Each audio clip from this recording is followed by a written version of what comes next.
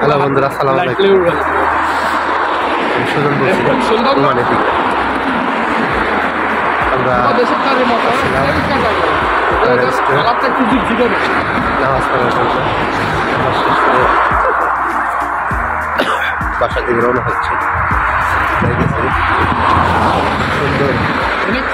সুন্দর ভিডিওটা করা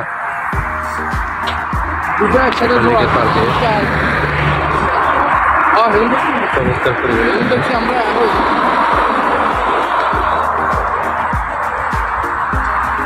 আসলে গাছগুলা এখনো পাতা নেই, সব পাতা ঝরে গেছে। হয়তো সামনের 2 মাস পর থেকে সব জায়গায় নতুন পাতা জন্ম নেবে, তখন আবার আলাদা একটা খুবই সুন্দর কিছু নেই।